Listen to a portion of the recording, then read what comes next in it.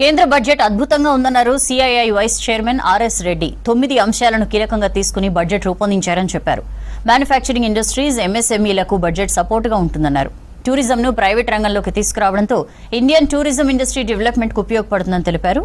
ఉపాధి, నైపుణ్యం, urban development పై కేంద్రం ఫోకస్ చేసిందంటున్న ఆర్ఎస్ రెడ్డితో హరిత ఫేస్ టు ఫేస్. బడ్జెట్ పైన భిన్న అభిప్రాయాలు వ్యక్తం చేస్తున్నారు పారిశ్రామికవేత్తలు. మరి ఈ రోజు బడ్జెట్కి సంబంధించి సామాన్యులకు ఎంతవరకు ఉపయోగపడుతుంది, దాంతోపాటు ఇటు పారిశ్రామికంగా కూడా ఎలా ఉపయోగాలు ఉంటాయి అడిగి తెలుసుకుందాం. మనతో పాటు శేఖర్ రెడ్డి గారు ఉన్నారు, బిజినెస్ ఎక్స్పర్ట్. సార్ చెప్పండి, ఈ సంవత్సరం నిర్మలా సీతారామన్ గారు 9 ప్రవేశపెట్టారు కదా, ఎట్లా ఉంది సార్? ఇది ఇండస్ట్రీస్కి ఎలా ఉపయోగపడబోతుంది, సామాన్యులకు ఎంతవరకు బెనిఫిట్ ఉంది? ఇందులో బేసికల్గా ఏంటంటే ఒక 3 crores housing PM Awas Yojana కింద ఇచ్చినారు కాబట్టి ఇది రూరల్ పీపుల్కి బెనిఫిట్ అవుతుంది, అర్బన్ పీపుల్కి కూడా బెనిఫిట్ అవుతుంది.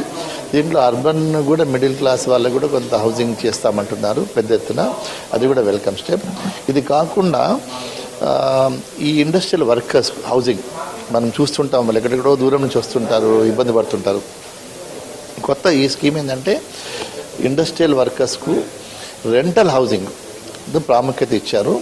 ఎవరైతే టేకప్ చేస్తారో పీపీపీ మోడల్లో అక్కడ గవర్నమెంట్ ఆఫ్ ఇండియా కొంత గ్రాంట్స్ ఇస్తూ ఉంటుంది, వయబిలిటీ గ్యాప్ ఫండ్ అని ఉంటుంది, అది ఇస్తామంటుంది. దానివల్ల చాలామంది ముందుకు వచ్చి ఈ రెంటల్ హౌసింగ్ ప్రమోట్ చేయడానికి ప్రయత్నిస్తారు. ఎవరైనా ఇండస్ట్రీ పెట్టుకున్నా వాళ్ళు కూడా చేసుకోవచ్చు వాళ్ళ ఎంప్లాయీస్ కొరకు. ఒక ఇండస్ట్రియల్ ఎస్టేట్లో గవర్నమెంట్ టేకప్ చేయొచ్చు, ప్రైవేట్ వ్యక్తి కూడా చేయొచ్చు. సో దీనికి లార్జ్ అంటే ఫండ్స్ కూడా అవసరం. కూడా గవర్నమెంట్ ఆఫ్ ఇండియా ఎంత ప్రొవిజన్ ఇస్తుందో మనకు తెలియదు, కానీ స్కై ఇస్ ద లిమిట్ దీంట్లో.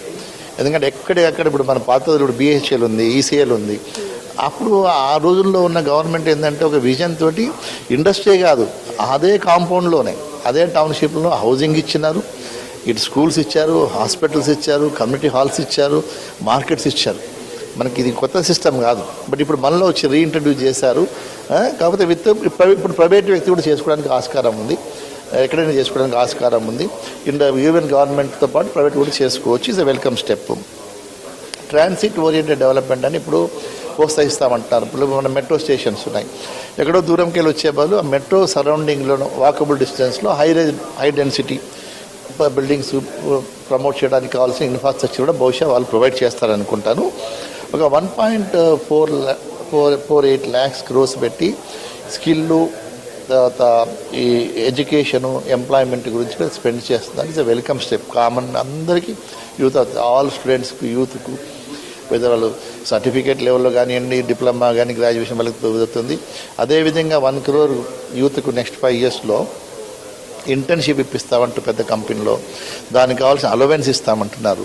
ఇది ఫస్ట్ టైం ఈ విధంగా చేయడం వల్ల యూత్కు ఒక నైపుణ్యత వస్తుంది.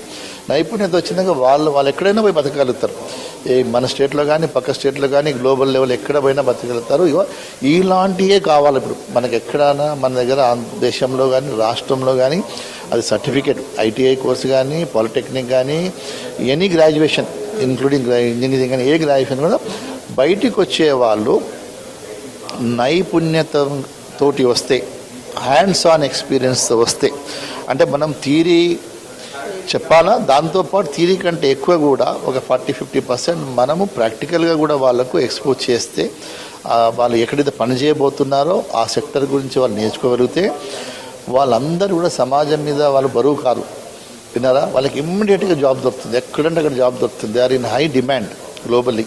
అండ్ ఈసారి ట్యాక్స్ ఎగ్జంప్షన్కి సంబంధించి ఎట్లా ఉంది సార్? సామాన్యులకు ఎంతవరకు ఉపయోగపడనుంది? దాంతోపాటు గోల్డ్ కావచ్చు, సిల్వర్, వీటి మీద, సెల్ ఫోన్స్ మీద తగ్గించారు కదా, ఇది ఎంతవరకు యూస్ఫుల్ అంటారు? సరే, whatever reduction is to that extent సెల్ఫ్లు కొంత స్టాండర్డ్ రిడక్షన్లో కొంత తగ్గించారు, పెన్షన్లు వాళ్ళు కూడా తగ్గించారు.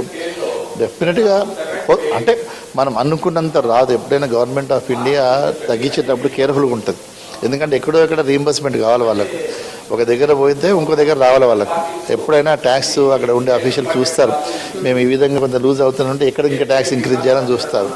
So without gaining year on year వాళ్ళు ఓవరాల్ ట్యాక్సేషన్ వాళ్ళు ఊరుకోరు. సిఐఐ పారిశ్రామికవేత్తలు ఇటు కేంద్ర బడ్జెట్ మీద అయితే మిశ్రమ స్పందన వ్యక్తం చేశారు. ఇది ప్రజెంట్ బడ్జెట్ పైన ఎక్స్పర్ట్స్ వ్యూ. కెమెరా పర్సన్ సైదులతో హరిత, V6 న్యూస్, హైదరాబాద్.